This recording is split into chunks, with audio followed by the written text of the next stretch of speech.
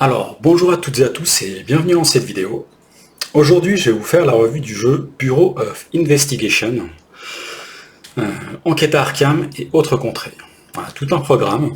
Donc, comme son nom l'indique, c'est un jeu d'enquête qui se déroule dans l'univers du mythe de Lovecraft. Et puis, moi, je vais vous en faire une revue, c'est-à-dire que je vais vous parler en fait un petit peu des mécaniques, essayer de vous transmettre un petit peu les sensations qu'on peut avoir en jouant à ce jeu-là. J'allais dire sans entrer dans le détail des règles, mais en même temps les règles elles sont très très simples en fait dans ce jeu-là, comme c'est souvent le cas dans les jeux d'enquête. Du coup, je me disais qu'en introduction, ce que je pourrais peut-être faire, c'est parler des jeux d'enquête d'une façon un petit peu générale. Donc je vais faire ça en introduction, je vais parler des jeux d'enquête un petit peu d'une façon générale avant de me concentrer sur ce jeu-là. Et puis, au début de la revue, avant de parler du jeu, ce que je vais faire, c'est que je vais parler de l'univers. Parce que certes, ça se passe dans l'univers du mythe, mais je pense que les personnes qui sont, on va dire, un petit peu allergiques aux jeux qui se déroulent dans l'univers du mythe de Cthulhu, enfin qui sont allergiques à Cthulhu, à Lovecraft, au portail, au cultiste et à ce genre de choses, moi je pense qu'elles peuvent être très très fortement séduites quand même par ces propositions-là. Et donc je vais évoquer quelques généralités, en tout cas moi, sur cet univers et puis moi sur les jeux en général qui se déroulent dans l'univers de Lovecraft. Et puis peut-être qu'à la fin, je ferai également un comparo sur d'autres jeux d'enquête. Alors moi j'en ai quelques-uns que je possède depuis déjà un certain temps. Sherlock Holmes Détective Conseil. À minima celui-là, je ferai, je pense, un petit peu de comparo parce que Bureau of Investigation, c'est une nouvelle itération de Sherlock Holmes Detective Conseil. Donc ça, c'est la première boîte. Alors, pas la première qui était parue en fait chez Space Cowboys, c'était la rouge avec la mini-campagne sur Jack l'Éventreur. Mais il y a 4 boîtes, il y a celle-là, il y a la rouge sur celle sur Jack, il y en a une bleue, puis je crois que la dernière c'est la verte avec les frontières. Donc j'ai joué déjà il y a un moment, et puis on a d'autres que je possède un petit peu voilà, de ce côté-là de la table, donc je vais peut-être faire une petite comparaison en fin de vidéo sur d'autres jeux d'enquête. Voilà, c'est possible que je fasse ça.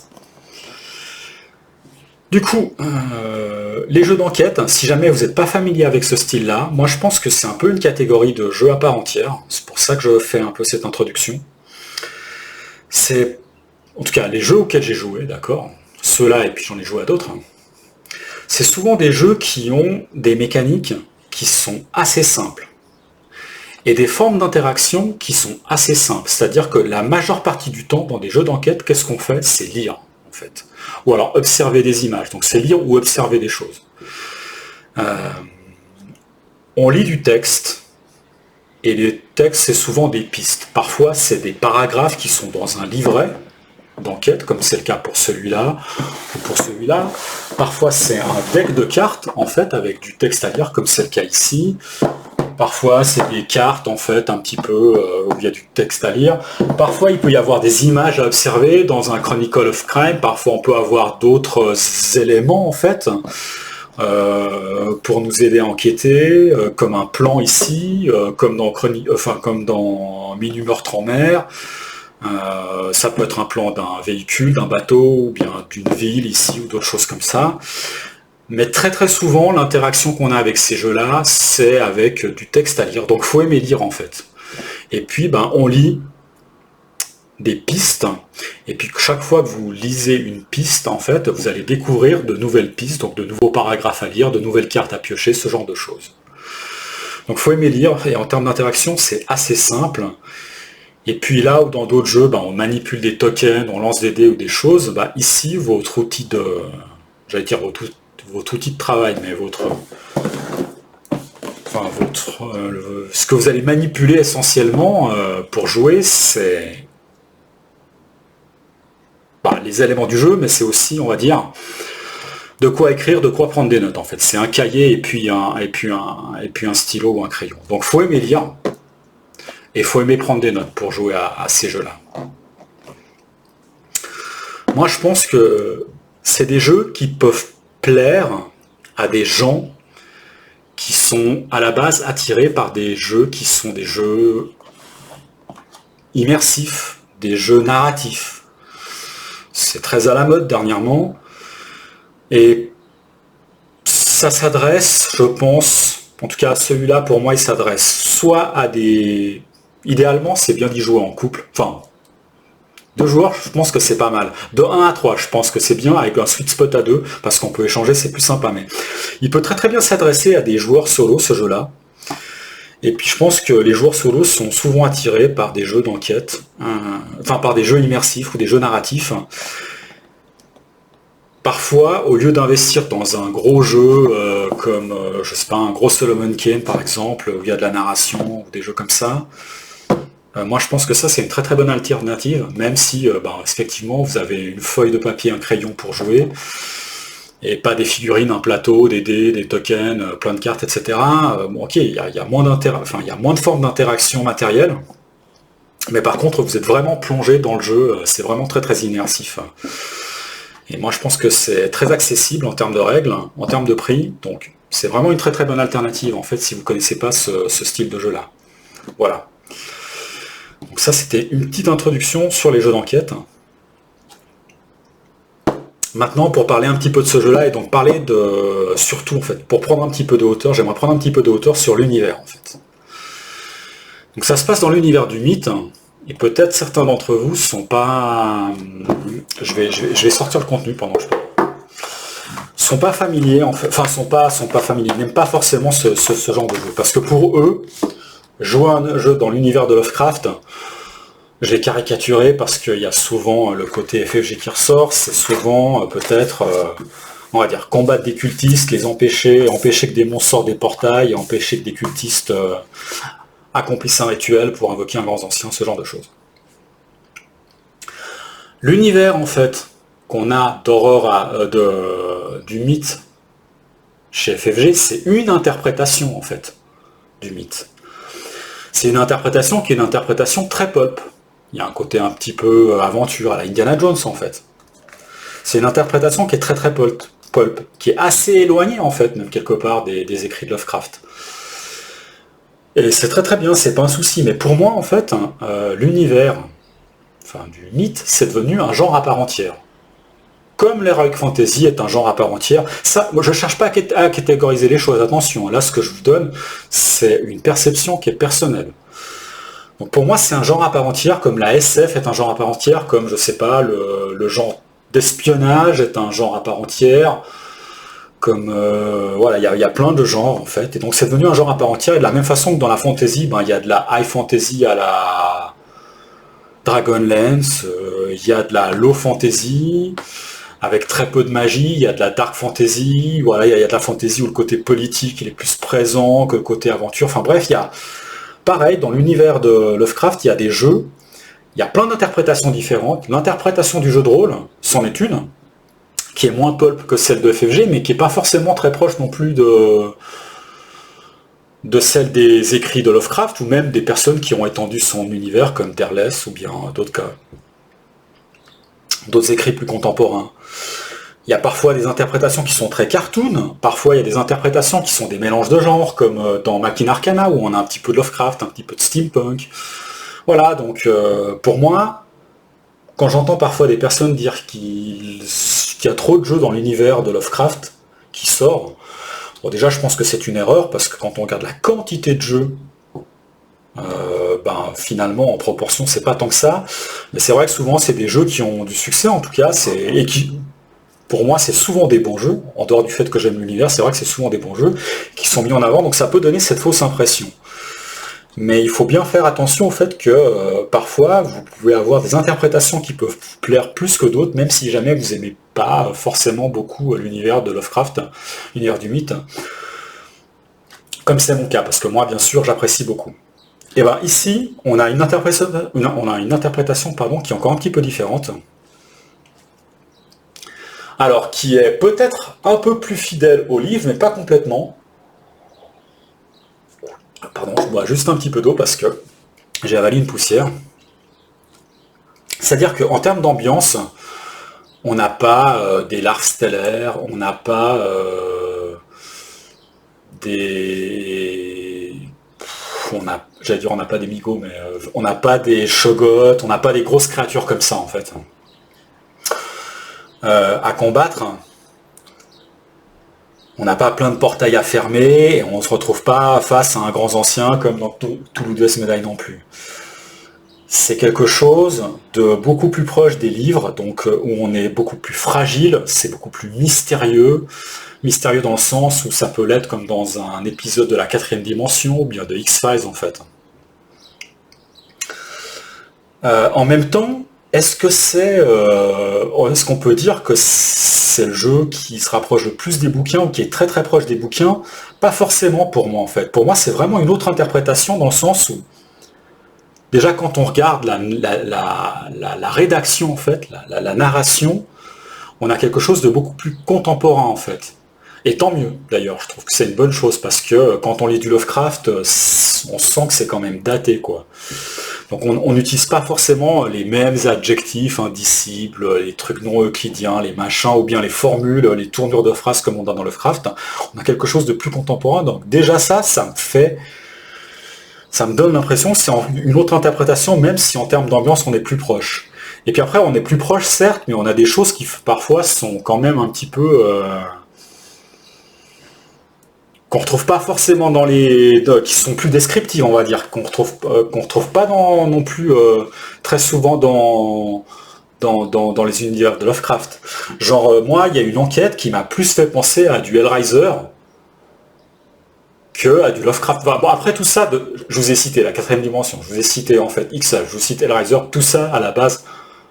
C'est Lovecraft qui va inspirer tellement de trucs, au bout d'un moment c'est cyclique, les choses,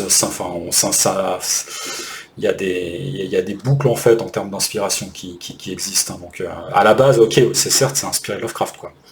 Mais voilà. Donc pour moi, on a une interprétation qui est plus sobre en fait, qui est plus sombre et qui peut plaire aux personnes qui sont pas fans des jeux qui se passent dans l'univers du mythe, parce que c'est pas blindé de portail, c'est pas blindé de cultistes en fait, c'est beaucoup plus subtil que ça, c'est beaucoup plus mystérieux. Et puis en plus, on arrive un petit peu après la bataille, ça se déroule en 1929. En termes de date, c'est après les événements qui sont décrits dans les nouvelles qui sont les plus fondatrices du mythe. C'est un petit peu comme s'il y avait un peu moins de menaces, mais il restait des traces résiduelles de menaces. Et puis nous, on n'est plus de simples investigateurs, mais on reste de simples mortels, mais on est des simples enquêteurs. J'allais dire du FBI, non pas du FBI, du BOI. Et donc il y a une approche un petit peu plus cartésienne.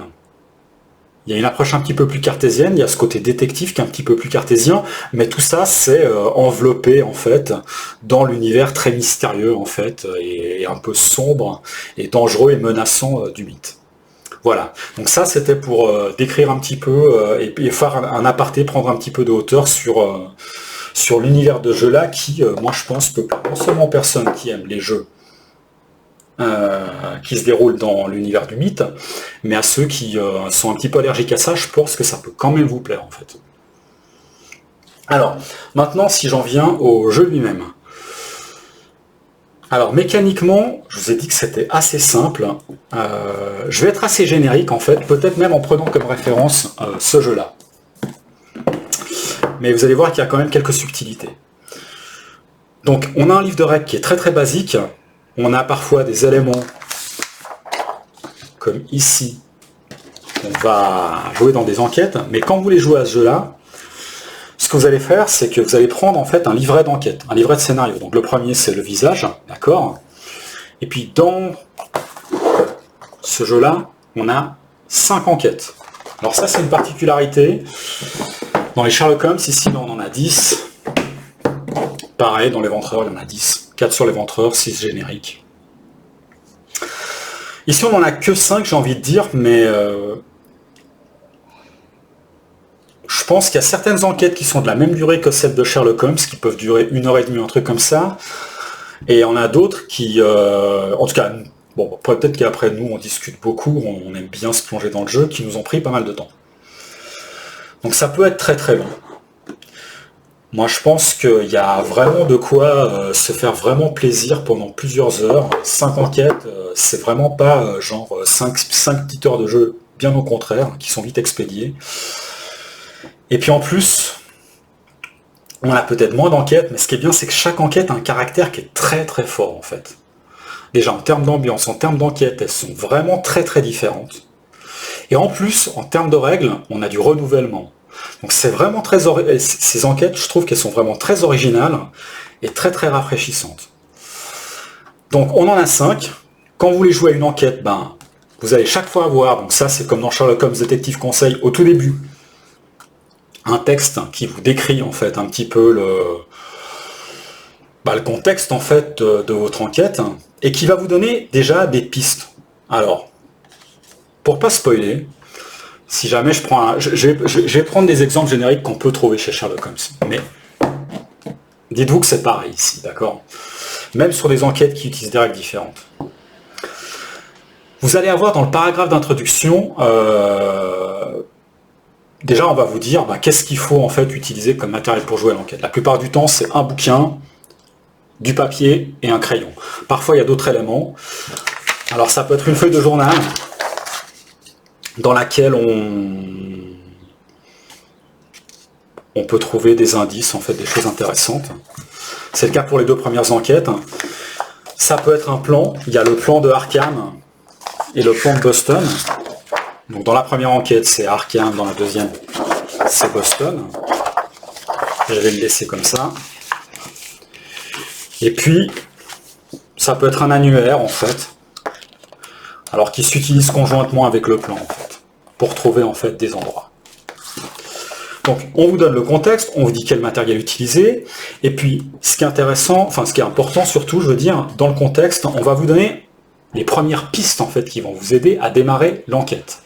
Et on va vous dire en combien de temps vous pouvez réaliser cette enquête. En gros, combien de pistes vous allez pouvoir explorer. Ça, c'est une différence fondamentale avec Sherlock Holmes Détective Conseil, parce que ici, on n'est pas cette limite-là. Par contre, il y avait la notion de score dans Sherlock Holmes Détective Conseil, donc vous aviez la liberté en fait d'explorer beaucoup plus de pistes, mais plus vous en exploriez, moins votre score était bon. Donc on a une contrainte qui est un petit peu plus forte dans ce jeu-là, et moi je trouve qu'elle est bienvenue. Ça apporte plus de challenge, et puis c'est plus clair en fait sur ce qu'on peut se permettre, voilà, en termes de... Enfin voilà, ça apporte plus de challenge en fait, cette contrainte elle est beaucoup plus stimulante et plus intéressante, je trouve. Donc moi je préfère ça. Elle est en plus adaptée aussi en fait à la narration, parce que répondre à des questions, avoir le temps qu'on veut pour aller répondre à des questions et puis se mesurer à Sherlock, ça correspond pas en fait avec l'univers, c'est pas forcément possible d'un point de vue narration avec ce qui est proposé ici. Donc voilà, on nous dit que il y a quelque chose qui s'est passé, on nous donne un certain nombre de pistes, donc dans le paragraphe d'introduction, on nous dit en combien de temps en fait on peut résoudre cette enquête, et puis ce temps, c'est le nombre de pistes qu'on va pouvoir explorer. Et ces pistes-là, c'est des paragraphes qui se trouvent dans le livret. Donc j'ouvre au hasard, d'accord. Vous voyez qu'ici on a des paragraphes un petit peu comme dans un livre dont vous êtes le héros. Je referme très très vite, pour pas spoiler. Et donc peut-être que dans l'introduction, par exemple, vous allez apprendre que, je sais pas, il y a une personne qui est morte en fait dans un théâtre. Voilà, j'invente, c'est pas le cas ici. Donc peut-être que vous allez avoir l'opportunité de commencer à enquêter, soit chez cette personne, parce que l'annuaire va vous dire où est-ce qu'il habite. Donc en gros, vous allez avoir le numéro du paragraphe, enfin c'est un code chaque fois, je vais dire le code du paragraphe. Vous allez peut-être choisir d'aller chez cette personne-là, peut-être que vous allez pouvoir aller au théâtre, en fait. Peut-être que cette personne-là, elle a sur elle, je sais pas moi, un vieux cigare. Donc peut-être que vous allez chercher un vendeur de cigares dans l'annuaire. Il y en aura peut-être plusieurs. Et peut-être que cette personne, elle a mangé quelque part avant parce qu'elle a une note d'un restaurant. Donc vous allez peut-être vous dire, ah mais attends, elle a dû passer comme ça. Donc avec l'annuaire, avec le plan, vous allez commencer à avoir ces premières pistes-là. Et puis vous allez lire des paragraphes, donc. Et puis chaque fois dans ces paragraphes, vous allez avoir des informations qui vont vous donner d'autres pistes. Par exemple, vous allez avoir des nouveaux noms. Ah tiens, cette personne, elle était avec une autre personne qui ressemblait à ça, ou bien un nom précis, des nouveaux lieux, etc. Et au fur et à mesure, vous allez développer en fait un arbre de possibilités, en fait un arbre de pistes à explorer, donc un nombre de paragraphes à lire. Et puis chaque fois, vous prenez des notes, et puis vous décidez un petit peu de justement comment vous faites votre enquête, c'est-à-dire est-ce que vous privilégiez en fait un moment peut-être, je sais pas moi, de suivre en fait un complice, de privilégier en fait une thèse qui serait peut-être, je sais pas, il y a peut-être que vous devinez le mobile, en fait, vous faites appel à votre intuition, puis votre mobile il vous fait dire que non, mais c'est peut-être l'appât du gain qui a fait qu'on a voulu tuer cette personne-là, donc j'ai plutôt privilégié ces pistes-là, enquêter à ces endroits-là, interroger ces personnes-là, ou bien peut-être que vous n'êtes pas très sûr de ça, donc vous voulez être plus méthodique, donc vous allez peut-être aller voir le médecin légiste, aller voir les lieux, interroger des témoins autour de la zone, ou des choses comme ça, en fait. Tout ça, c'est vous qui allez décider un petit peu comment vous progressez. C'est un petit peu comme si vous progressiez comme dans un livre de l'héros, sauf qu'en fait, la progression, elle n'est pas verticale, elle est horizontale. Vous avez déjà tous les éléments, enfin, elle est un petit peu verticale, parce qu'au fur et à mesure des paragraphes, vous découvrez de nouveaux indices, mais vous pouvez faire vraiment votre chemin comme bon vous semble, puis parfois, une piste, vous tournez en rond, vous voyez que vous avez fait le tour d'une piste, vous en explorez une autre, en fait, voilà. Et donc vous avez un certain nombre de pistes pour arriver, en fait, à la fin. Et puis à la fin, ici, au lieu de répondre à des questions, il va falloir en quelque sorte arrêter une menace. Donc vous allez devoir dire quel est le lieu dans lequel se déroule quel est le lieu dans lequel vous allez devoir intervenir, ou bien vous allez devoir dire aux forces du BOI, aux forces de l'ordre, d'intervenir pour arrêter cette menace. Et puis en fonction des lieux que vous allez choisir, ça va déterminer un petit peu également votre niveau de succès. Imaginons, je prends un truc très basique. Imaginons qu'on soit dans un truc très basique, on a des cultistes qui veulent ouvrir des portails, d'accord, ce qu'on n'a pas forcément ici, mais il pourrait y avoir le lieu de culte qui serait pas le même que le lieu où le lieu de la loge, qui serait pas le même que le lieu où il y a un portail, qui serait pas le même que le lieu où il faut faire trouver des ingrédients ou des choses comme ça. Donc peut-être que vous en auriez trouvé 1, 2 ou 3, donc vous allez justement en fonction de ce que vous avez trouvé comme piste, avoir un score différent. Si jamais vous trouvez que non seulement il y a des cultistes en fait qui sont en train de faire un rituel, mais qu'en plus quelque part ils ont une loge, leur quartier général, etc., puis que vous envoyez des forces de l'ordre, et au lieu du rituel et à la loge, vous allez peut-être avoir un super score. C'est un exemple que je donne, d'accord? Voilà, c'est comme ça que ça va se dérouler. Ce que je trouve super en fait dans ce jeu-là, c'est qu'on a pas mal de petites variétés en termes de règles. Des choses que ce jeu-là améliore pas mal par rapport à Sherlock Holmes Détective Conseil. Sur les 2 premières enquêtes, on a une façon de procéder qui est très proche de ce qu'on a dans Sherlock Holmes Détective Conseil, c'est-à-dire qu'on a des plans, on a un annuaire, et puis en fait on fait un peu notre enquête comme ça. Mais par contre, ce qui est très cool, c'est que chaque lieu, donc chaque lieu est défini par un code, il existe en double en fait dans le livret. Et en fait, il y a une première partie qui est une partie entretien et une partie investigation. Donc concrètement, ça veut dire quoi? Ça voudrait dire que peut-être que dans un lieu, vous avez découvert que... imaginons que vous avez découvert un complice, en fait. Enfin, vous avez appris qu'à un moment, qu'il y avait une personne qui était présente le soir du meurtre. C'est pas le cas ici, d'accord, Enfin, peut-être que ça ressemble, mais prenez pas ça comme un exemple concret. Vous pourriez décider d'aller chez lui pour interroger cette personne-là, genre pour le confronter. À ce moment-là, vous allez aller dans le code, mais dans la partie entretien, ou peut-être que vous avez envie de fouiller chez lui, ou de le suivre, par exemple, de le prendre en filature. Et à ce moment-là, vous allez aller dans la partie investigation. Et ça, c'est vraiment très chouette, parce que ça, c'était un petit peu... c'était beaucoup plus générique. Dans Sherlock Holmes, il n'y avait que Détective Conseil, il n'y avait qu'un code. Vous choisissiez en fait un endroit, vous y alliez, puis soit il y avait de l'enquête, soit il y avait un interrogatoire, peu importe. Là, vous allez devoir faire ces choix-là. Et comme le nombre de pistes est limité, il va falloir essayer de vous dire, mais est-ce que j'essaie de confronter par exemple directement le mec, ou est-ce que j'essaie de fouiller plutôt essayer de privilégier de fouiller chez lui, ou de le prendre en filature? Qu'est-ce qui pourrait être le plus important?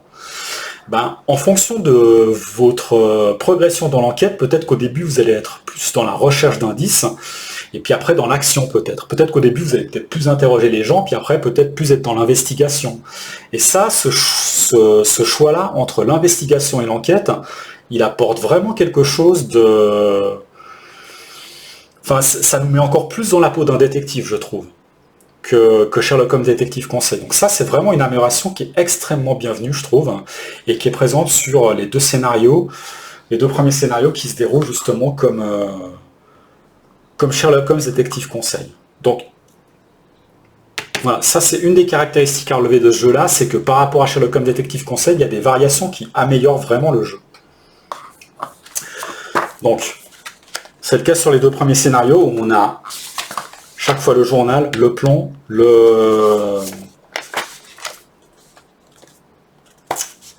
l'annuaire. Et puis après, eh ben, ça varie un petit peu. C'est-à-dire que vous allez avoir une progression dans l'enquête qui est peut-être pas aussi libre. Si je fais une analogie avec des jeux vidéo, ici c'est un peu comme si on était un petit peu dans un monde ouvert. On a un côté parfois un peu plus... Enfin, c'est différent, on va dire. C'est-à-dire qu'à partir de l'enquête 3, on a des mécaniques différentes. Alors, le livre de règles précise pas, en fait, ce qu'on a dans les autres... enquêtes, pour garder un petit peu la surprise. Moi, je vais le faire. Mais rassurez-vous, c'est pas du spoil. C'est vraiment pas du spoil. C'est savoir ça, en fait, ça peut que vous mettre en appétit, ça peut pas vous gâcher. Donc, et en plus, je vais être très très générique. On va dire que dans l'enquête 3, ce que vous allez avoir à la place, c'est un plan d'une maison que vous allez devoir explorer. Et donc là, il y a beaucoup plus une exploration type livre dont vous êtes le héros qui se fait. Et il y aura une ambiance qui sera plus, alors j'allais dire comme dans les demeures de l'épouvante, mais bon, les demeures d'épouvante c'est peuple, mais plus huis clos en fait, investigateurs qui vont dans une demeure et puis il y a des choses bizarres qui se passent. Mais il y a des subtilités en fait. Il y a un côté en fait, par exemple dans l'enquête 3, parce qu'en plus d'avoir juste ce plan-là, vous allez avoir des livrets supplémentaires, il y a un côté un petit peu time stories en fait. C'est comme si vous faisiez différents runs, voilà. Là, ce que je vous ai dit, ça ne spoil pas, parce que vous ne pouvez pas imaginer ce qui se passe. Mais il y a un côté un petit peu en termes de mécanique de jeu qui est un petit peu time stories. Donc ça, c'est vraiment quelque chose qui est très très chouette. C'est non seulement on a des ambiances qui sont très très différentes dans les enquêtes, elles ont vraiment, comme je disais, un caractère qui est très très fort.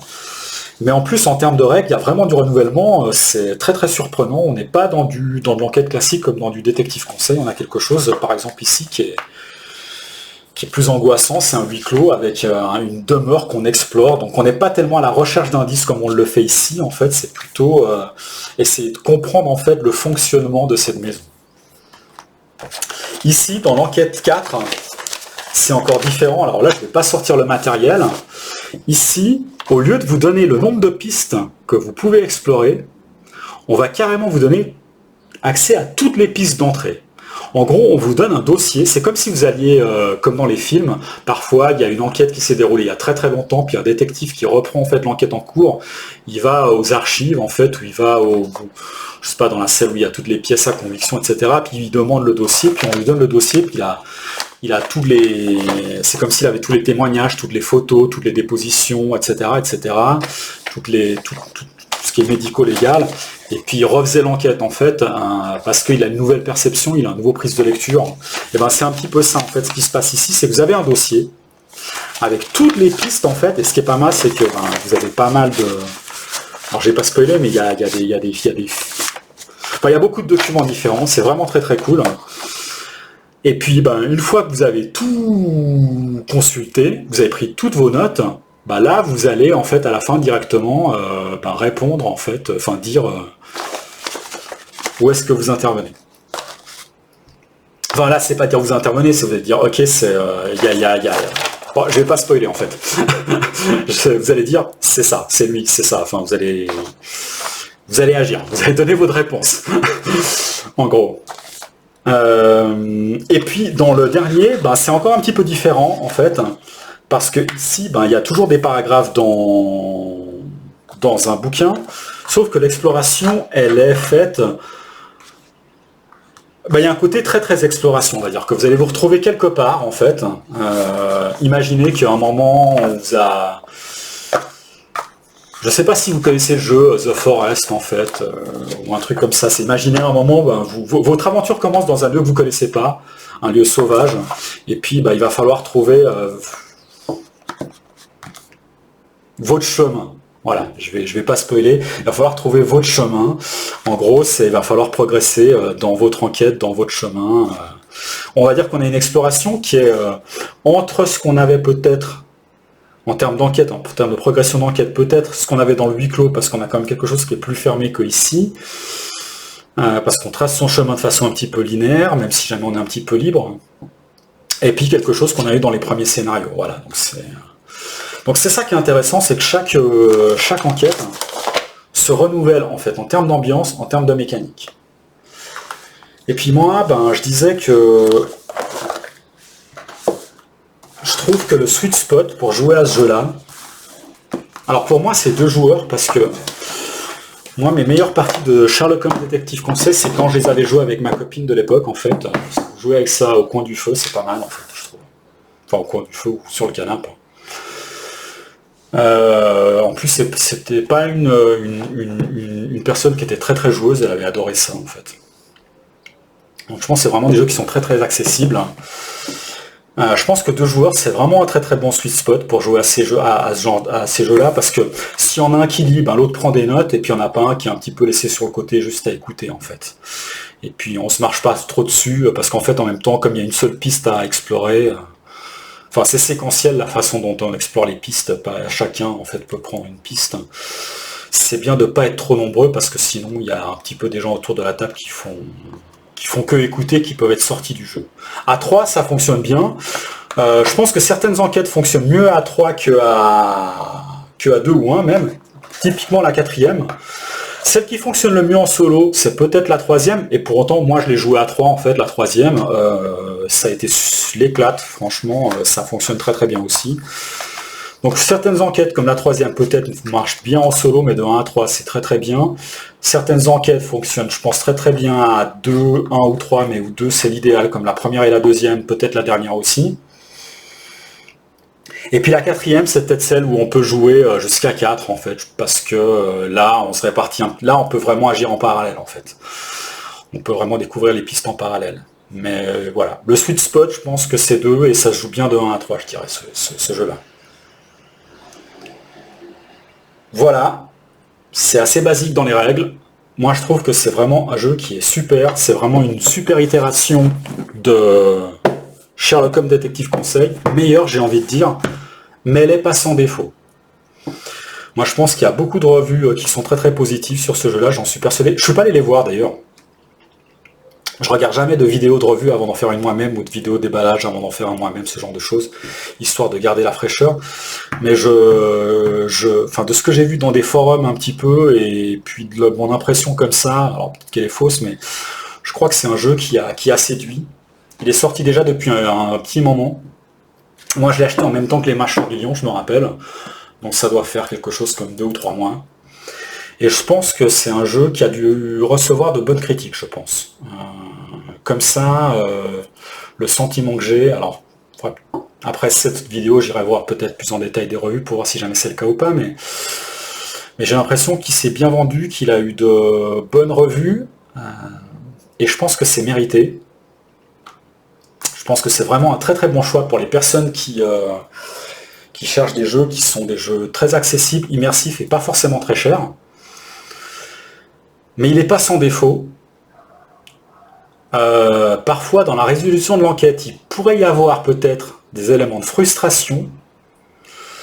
Parfois, dans la construction de l'enquête, il pourrait y avoir des éléments de frustration.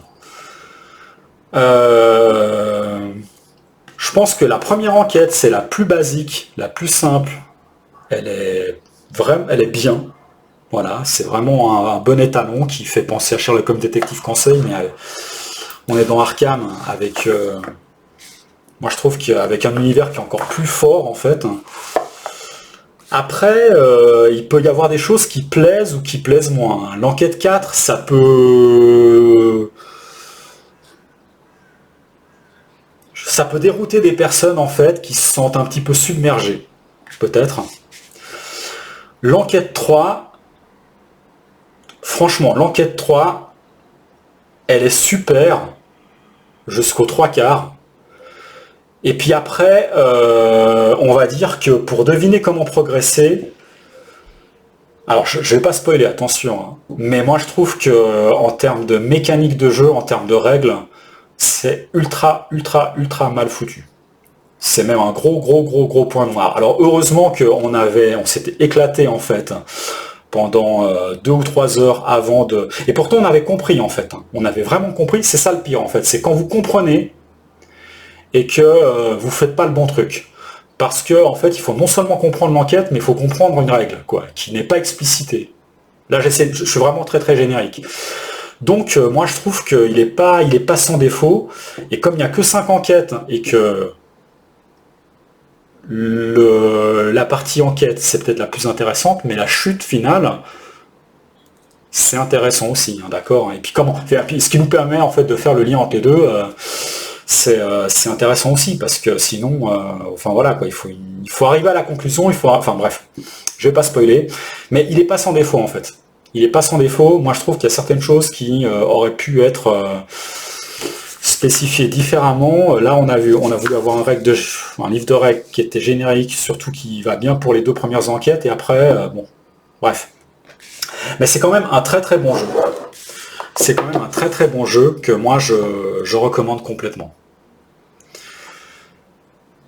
Si jamais je parle un petit peu des autres jeux que j'ai présentés, parce que ce style-là vous intéresse, alors j'aurais pu donner Chronicle à un de mes potes, mais je ne l'ai pas là, donc je vais juste parler de ceux-là. Alors ici, en termes de progression dans les enquêtes, c'est tout le temps pareil, c'est beaucoup plus classique, néanmoins les enquêtes elles sont très intéressantes en fait. Et puis on a certains coffrets qui proposent des mini-campagnes avec des enquêtes indépendantes, mais en plus à la fin une méta-histoire avec une résolution finale. Donc on peut se louper dans les enquêtes, mais à la fin on peut réussir quand même.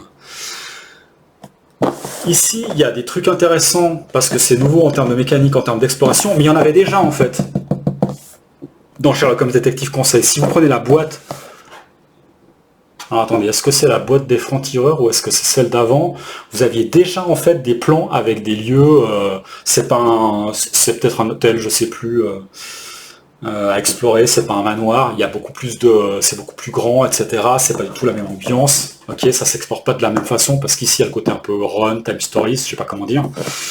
Mais selon les boîtes, ici, il peut y avoir des subtilités en termes de règles qui apportent également du renouvellement, même si c'est beaucoup plus classique. Celui-là, il est beaucoup plus classique, je trouve, que celui-là.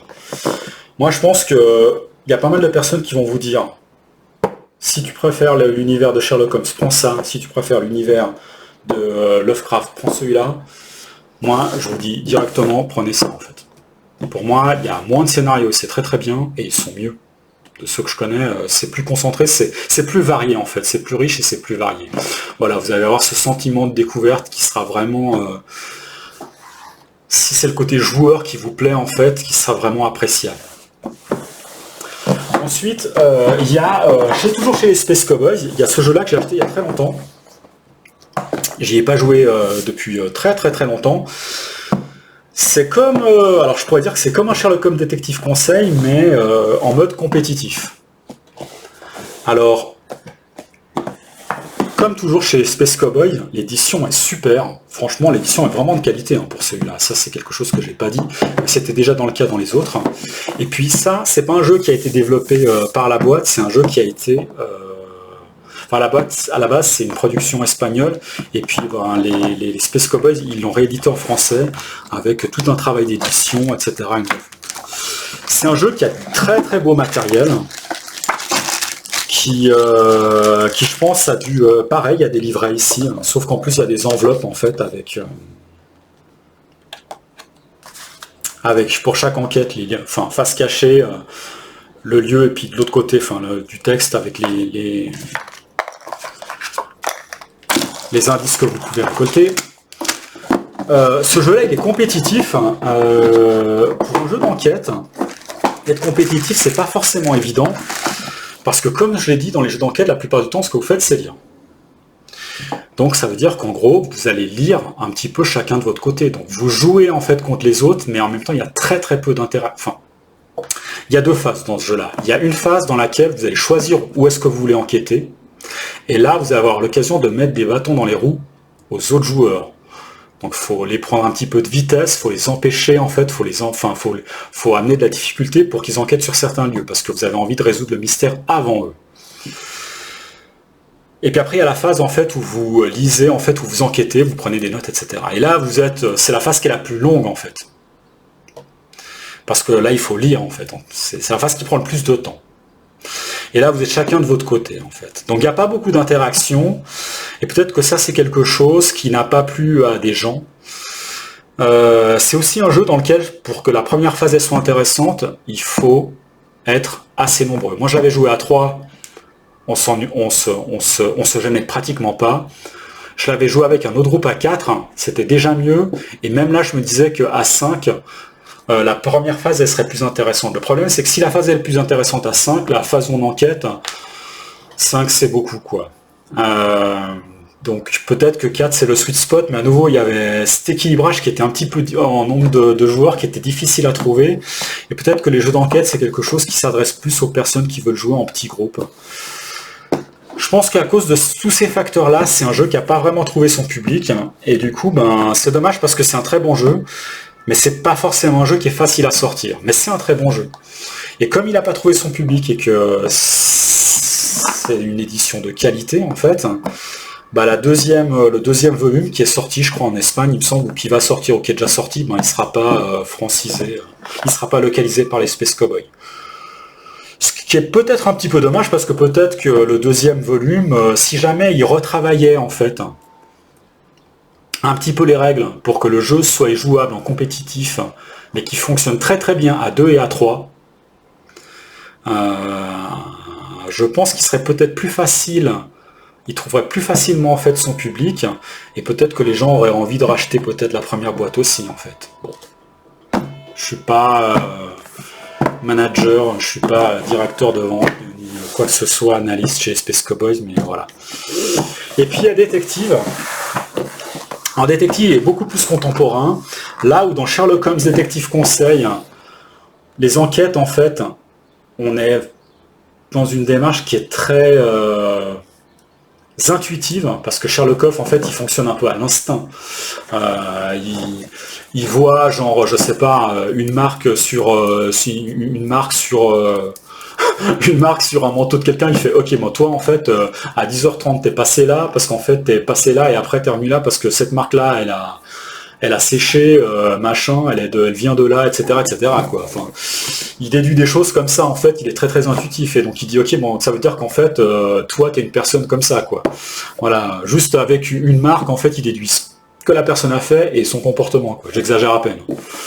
Alors que ici on a une approche qui est beaucoup plus pragmatique, et encore,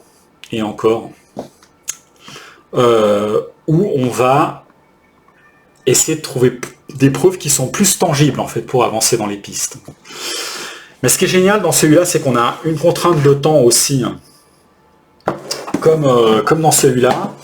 On a un deck de cartes en fait à explorer, et ce qui est intéressant, c'est qu'on va visiter différents lieux, un petit peu comme celui-là ou comme dans celui-là, sauf qu'en fait ces lieux ne sont pas matérialisés sur un plan, mais il y a quand même des zones en fait, et puis en fait de se déplacer, ça va nous coûter des unités de temps, donc faut essayer de il faut essayer d'être optimum dans son exploration. C'est vraiment intéressant parce qu'une journée elle est courte, et puis on peut déborder un petit peu, mais ça devient stressant.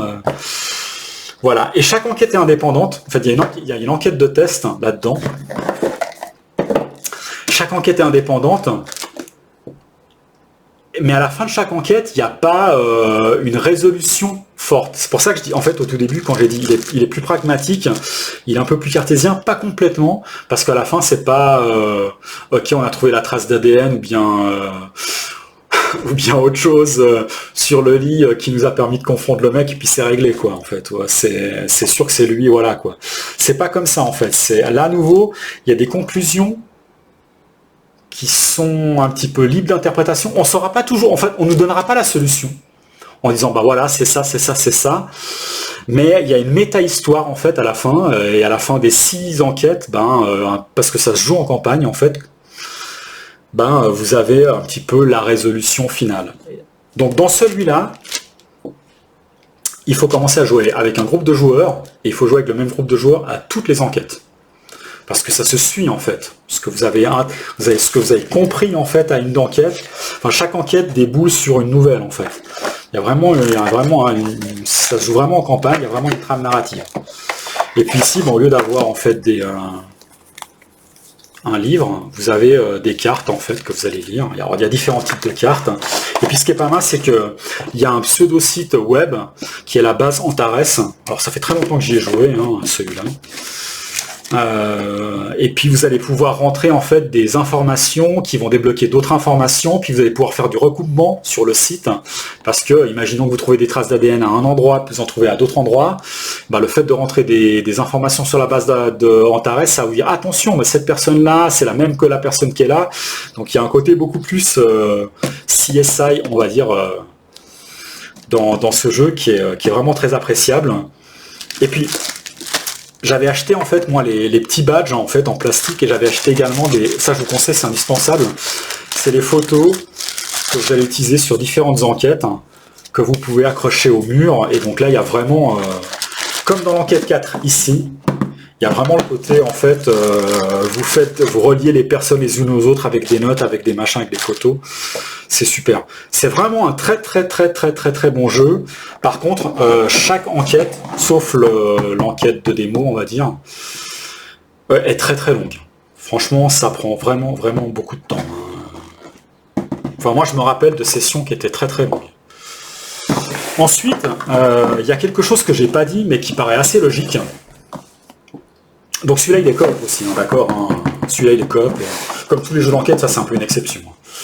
Il y a un truc que j'ai pas dit, c'est que sur ce jeu-là, forcément, il y a 5 enquêtes, vous les terminez. C'est du one-shot. Vous pouvez... En fait, chaque enquête est tellement particulière, a un caractère qui est tellement fort, et c'est quelque chose de positif, que je pense que ça va être indélébile en fait. Quand vous aurez fait les 5 enquêtes, c'est du one-shot, vous pouvez revendre le jeu, le donner, ou bien le garder pour y jouer dans quelques années, peut-être, ou le faire jouer, plutôt on va dire le faire jouer à des gens, mais vous y rejouerez pas en fait. Celui-là, même s'il n'y a que 5 enquêtes, il y a tellement de pistes, de machins, de trucs, c'est beaucoup plus classique en fait, mais c'est vraiment super. Moi ça fait peut-être 2 ans et demi, je crois, que je n'y ai pas joué. Donc je vais le recommencer, et là j'ai déjà pratiquement tout oublié de ce jeu-là en fait. C'est juste le thème global, le fil rouge dont je me rappelle, mais les enquêtes je ne me rappelle plus du tout. Et ça, Sherlock Holmes conseille, Sherlock Holmes, hormis la campagne de Jack l'Éventreur, toutes les autres enquêtes je peux les refaire, je les ai oubliées. Et puis ça c'est pareil quoi. Avec le temps en fait, où il y a tellement d'enquêtes, en fait c'est la masse d'informations et la masse d'enquêtes qui fait qu'avec le temps vous oubliez en fait la plupart des enquêtes. Là, ce ne sera pas le cas. Ce qui est quelque chose de positif en même temps, c'est-à-dire que les enquêtes elles sont vraiment... elles ont une forte identité, mais voilà, c'est du one-shot. Mais ça vaut le coup. Ok, c'était un petit peu ma revue de Bureau of Investigation, qui est une revue très très longue, mais j'avais envie de dire pas mal de choses sur ce genre de jeu, en fait, même si jamais ça se décrit très très facilement, parce que les règles sont très simples. Voilà. Donc moi je vous dis peut-être à bientôt dans une prochaine vidéo. Et il y a pas mal de vidéos que j'ai envie de faire. Et la dernière fois j'ai dit que j'allais parler d'un jeu et j'ai pas eu le temps de le faire. J'ai dit que j'allais faire un déballage, j'ai pas eu le temps de le faire. D'ailleurs, la semaine prochaine, j'ai Everin qui arrive. Incroyable. Je vais le déballer parce qu'il va y avoir de la croustibat. Même si je le reçois après tout le monde, en fait, je vais aller regarder aucun déballage pour me garder la surprise. Et je vais le filmer ça. Mais il y a également d'autres trucs que j'ai envie de faire. Et puis il y a quelqu'un qui m'a demandé, j'ai pas eu le temps de répondre, si jamais j'allais parler de bordure extérieure extension. Ouais, une fois que j'aurai joué, je vais comparer ça un petit peu avec l'extension FanMail. Enfin bref, je sais pas, je dis ça. Non, je préfère m'avancer sur rien, parce qu'en fait le problème actuellement, c'est le temps. Voilà, le temps pour faire des vidéos, trouver en fait des créneaux. C'est pas du tout que j'ai pas l'envie ou la matière, c'est que j'arrive pas à trouver le temps. Donc peut-être à bientôt dans une prochaine vidéo, je sais pas quand. Allez, ciao ciao.